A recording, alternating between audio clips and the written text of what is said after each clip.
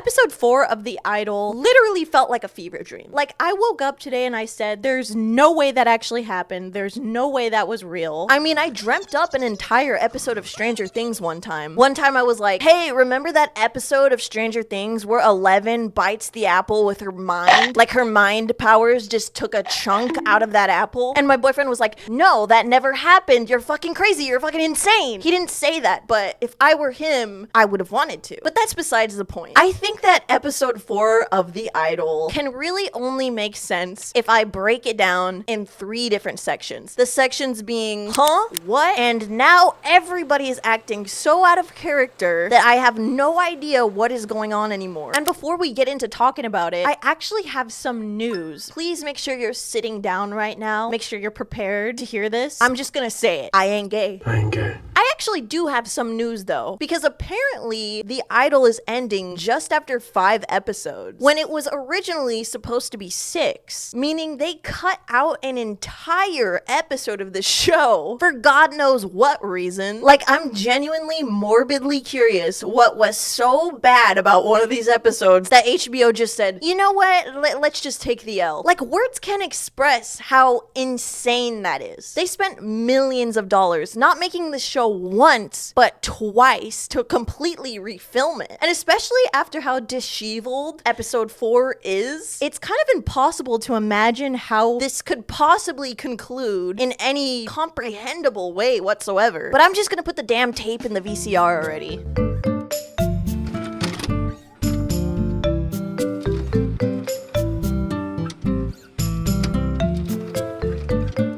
Episode 4 opens up with The Weeknd singing a song called Jealous Guy, which says things like, I didn't mean to hurt you. I'm sorry that I made you cry. Which I wouldn't bring up, but it is pretty much just foreshadowing the end of the episode. Because as you'll see, unfortunately, they try to humanize Tedros. Housekeepers are shown cleaning up things like giant on the wall. They're cleaning up and bottles of alcohol from the tables. Tedros is standing on the balcony and his legs look really tiny. And surprise, surprise, it's not a surprise. We see a shot of Jocelyn's and that's when we hear housekeepers, and they're talking about how Tedros has short man syndrome. Viene de que dicen cosas de él. Ah, porque es chaparrito y porque es el complexa del chaparro. Ah, como Napoleón. Sí. And I find this very ironic, given the fact that Sam Levinson and The Weeknd are both under 6 feet and completely overrode a woman's artistic vision for this show. And let me just firmly state, stop, halt. I do not think that height is important. I just think it's ironic that they are making this comment on short man syndrome when they themselves are considerably short and completely obliterated a woman's initial vision for all of this. If anything, this comment is just about them. The call is coming from inside the house, people. Destiny finds out more information about Tedros, and it's all really bad, of course. Number 1, his real name is Mauricio Costello Jackson. What is he, Italian? Nah, he's not Italian. He's got ghetto-ass parents. I thought that was suave or some shit. Number 2, in 2012, he got arrested for kidnapping and abusing his ex-girlfriend. This motherfucker kidnapped his ex-girlfriend, held her hostage for 3 days, and beat the living shit out of her. And number 3, when he was on trial for this incident, they found out more shit about him. He got hit with a slew of other charges. Meanwhile, the producer, Mike Dean, shows up, and he arrives in a way that I think only a 14-year-old boy would think was just the coolest thing. He's smoking out of a giant bong that he just takes a fat rip from as soon as he steps out of the car. Like, he hasn't even closed the door yet. And there's smoke pouring out of his car like it's fucking Spirit Halloween. Like, it's just comical to imagine him driving with that much smoke in his car. So then Mike Dean goes around the house clapping to see if there's any echo in the room and he can choose what room to record in. But like, why would he even bother clapping in giant fucking rooms like this, made out of concrete, that have 0 sound cancellation? No, this is way too big. I wonder if this giant fucking concrete room will be too echoey. So they set up their equipment and Jocelyn starts singing her new song, which is about not wanting to make her own decisions and her enjoying being controlled, basically. I don't wanna decide things for myself on my own. Meanwhile, Destiny is literally suggesting that they kill Tedros to Heyyy. Can I make a suggestion? Please. I don't think we should kill this motherfucker. And when Heyyy says he doesn't like that idea, she goes, Why not? You getting fucking soft? Don't be no fucking pussy, Jaime. Come on. what? You don't want to murder people anymore? Does this imply that they have murdered people before? Okay, sure. I mean, I would have loved to see that storyline. But Jaime's like, no. We cannot murder anybody. What a party pooper.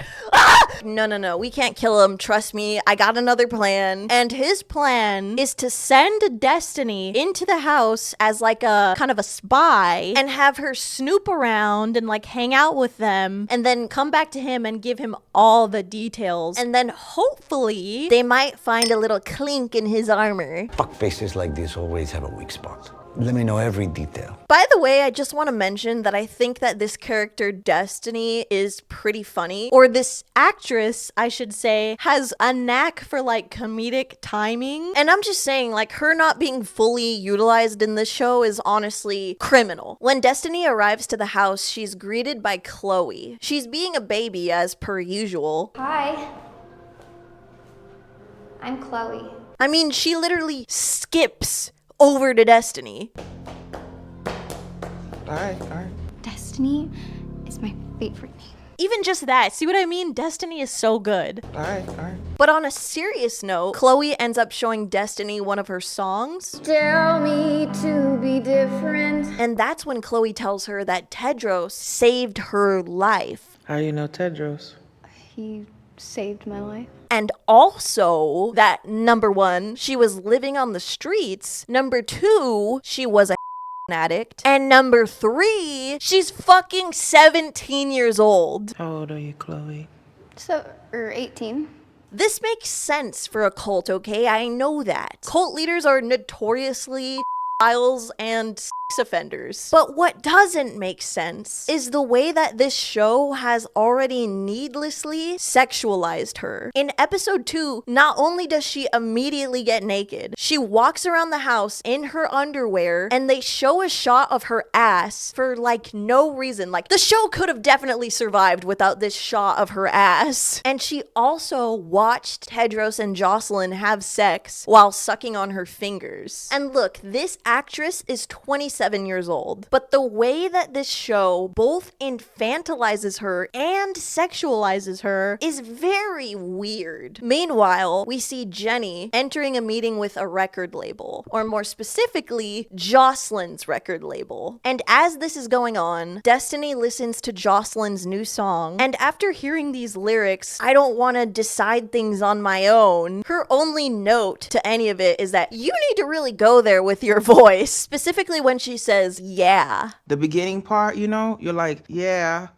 Yeah. That's exactly what it sounds like. Kind of feels like exactly what you did, like a shrug, like, Yeah, yeah. it's like, And so Tedros is like, I got just the trick. and then in front of everyone, he blindfolds her and her as she's singing so she can say yeah with a more raw tone. Honestly, if you have to do all of that, then maybe you just suck at singing. If you can't sing the word yeah, then what are we doing? And also, it sounds like shit. Yeah. Not everything has to sound like a sex moan. Even when the most talented artists do that or incorporate like sex noises into the song, it never ends up really flowing all that well. If you've ever heard the song Fight the Feeling by Mac Miller and Kendrick Lamar, you'll know that that's a really good song. But I get the feeling that most people skip the outro of it because it's just women moaning for some reason. I guess my point is that sexual moaning doesn't just automatically make a song good. And I do understand what The Weeknd was trying to go for with the sound of these songs, because he's stated in the past that Deftones were an inspiration for him. And if you don't know, Deftones are known for their sexy, whispery, reverberating songs that sound like distorted and dark. But the key difference between this and Deftones is that this sounds so forced. Chino Moreno's delivery on songs like Risk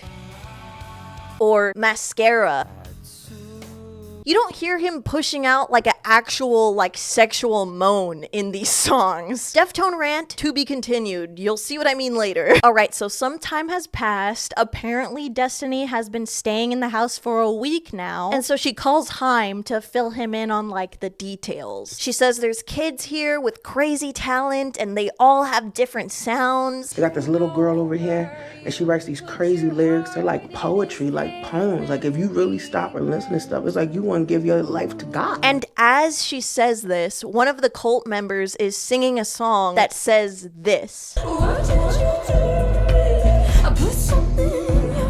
That's very, And as she continues to explain what's going on with Tedros, she's like borderline complimenting him. Is he really getting hits out of her? And he's really working on crafting something specific with her. Like, okay, sure, yeah, I mean, he's only like a but his methods do be methoding. So Jenny's in this meeting, right? And they're offering her like everything. They want her first song to be First Class Sinner. They want to give her a record deal, but she's listing off all of these benefits that she's gonna get. And it goes on for so long that it's honestly comical. Access to every division and every person in every division of our company. That means we oversee your record. We pair you with the top producers in the industry, features on all the major streaming platforms, bumps in the algorithm, a full team of legal support at your back, merchandise, your face on t-shirts, multi-million-dollar marketing campaigns, access to the best venues across the globe. That means world tour. And we're gonna come hire a guy to scratch your nuts every 3 hours. We're gonna have another guy come in and carry you like a baby. This is a lot for somebody who's only putting out one song. But sure, let's send her on a world tour. At least somebody's finally coming to Brazil. And while all this is going on, Jocelyn is on the phone with Talia, who is the interviewer from episode 1, who is very sweet, but ultimately not that noteworthy in the show. Like, she's barely been in it. But who knows, maybe she'll make a reappearance in the finale and it'll be huge, it'll be her moment. And then the dialogue of this conversation is just so awkward. Talia is like, last time I saw you, it seemed like you were having a really tough time. How are you doing now? And of course Jocelyn's denying that anything's wrong.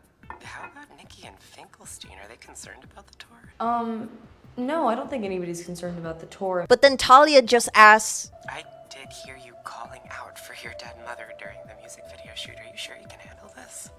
really? Because I saw you talking to your dead mom. It comes off as really insensitive and out of character from what we've seen from this chick. Are you sure? Are you sure you're good? Because I saw you eating a rat on Figueroa last night. I saw you eat that rat's head. Are they canceling your tour or not? Later on, Xander is singing in the shower and Tedros is creeping on him like Pitch Perfect style, trying to listen to his voice.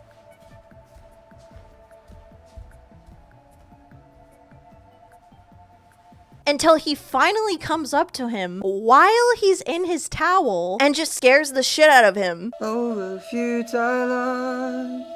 Boo. Fuck! And then he says, What, do you think I was gonna butt fuck you?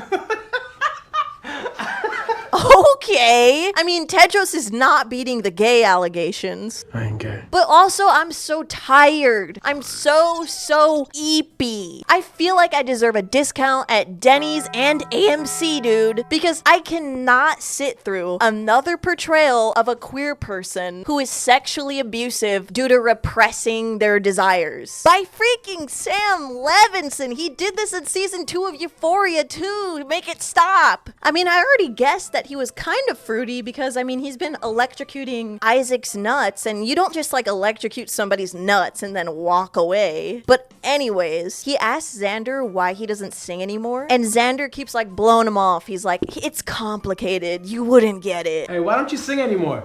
I don't know, man. It's complicated. But when Tedros keeps prying, he finally says, Why don't you sing anymore? You should really use the gift that God gave you. You ask Jocelyn how she feels about that. What does Jocelyn have to do with it? That's when we roughly cut to Jocelyn walking down the hallway carrying a shock collar, and Tedros is lecturing the cult about the meaning of family. Does anybody know the meaning of the word family? It's not a child and its mother.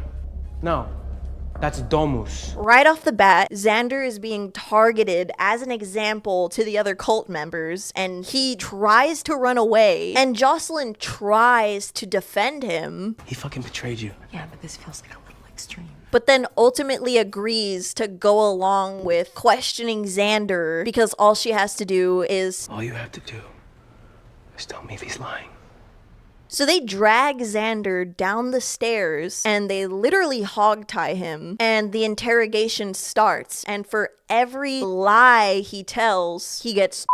Why didn't you tell anyone that her mother was humiliating her and beating her? And Xander says, number one... She asked me not to fucking tell anyone, so I didn't. That's not fucking true, Xander. And number two, her mom forced him to sign a contract so that he couldn't sing. Her mom didn't fucking like that I was a good singer or some shit, so she fucking... Made you sign a fucking contract? Yeah! What the fuck did you say? I said the fucking truth, That's Jocelyn. not fucking true. Thirdly, he says that Jocelyn controls everyone around her.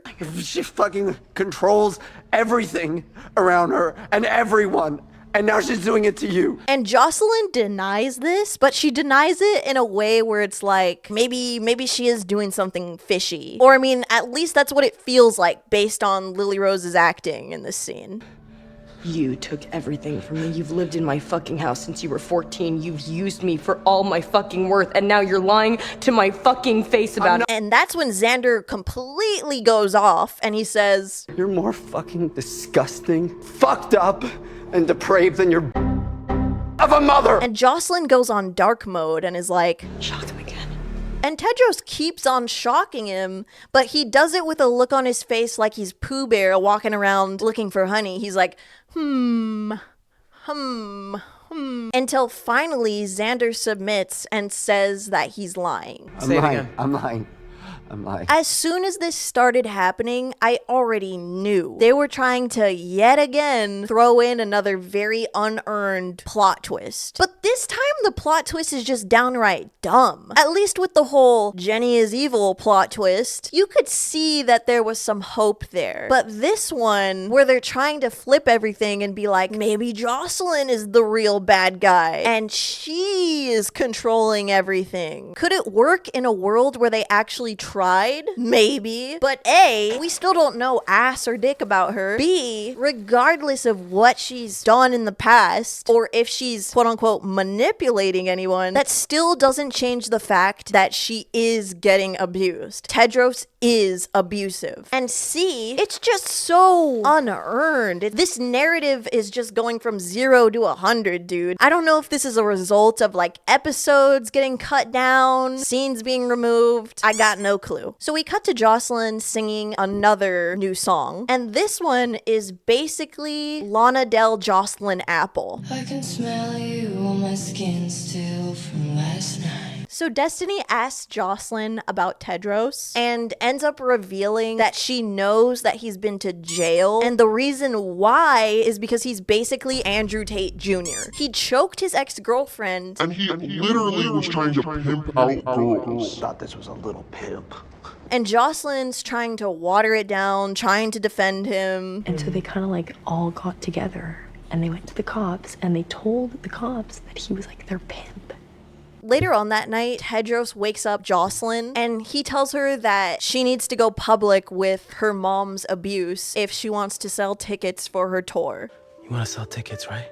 You gotta go public. Which I'm not assuming anything, but if this does end up like working out, I'm literally going to throw a fit and start literally moonwalking around the room and screaming like a fucking banshee. Because let me tell you something, coming forward with abuse from anybody literally gets you the most harassment you will ever receive in your whole entire life. So that's why it's kind of insane that since episode 3, when she felt uncomfortable talking about this stuff about her mom with just the cult, she's now willing to go on a fucking Instagram live for some reason. She chooses to announce to the world she's been abused on Instagram live. She's literally filming at a grandpa angle too. Like a freaking grandpa's Facebook picture. Like, that's the angle. I promise you, there is a new Jocelyn coming.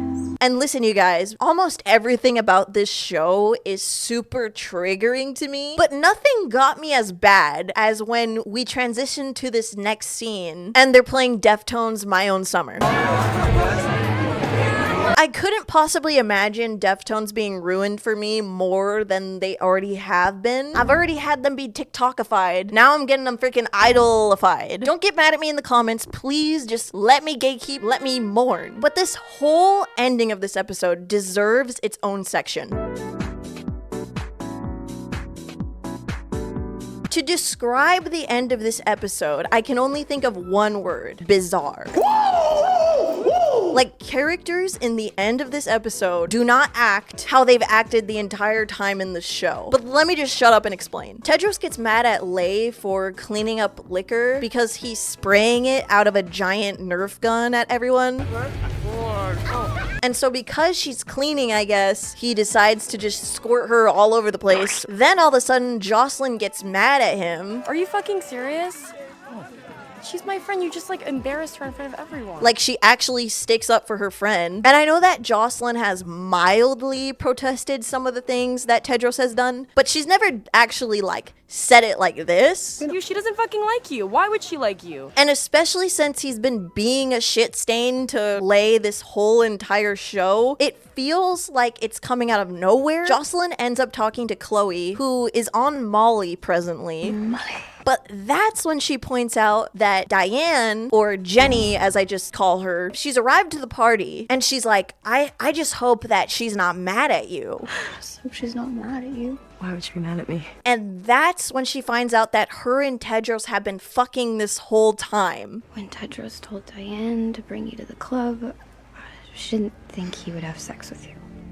And that he asked Jenny to bring her to his club to instigate this whole entire thing. So Jenny comes over and tells Jocelyn that her record label has offered her a deal and they've offered her to sing the song First Class Sinner. Wow.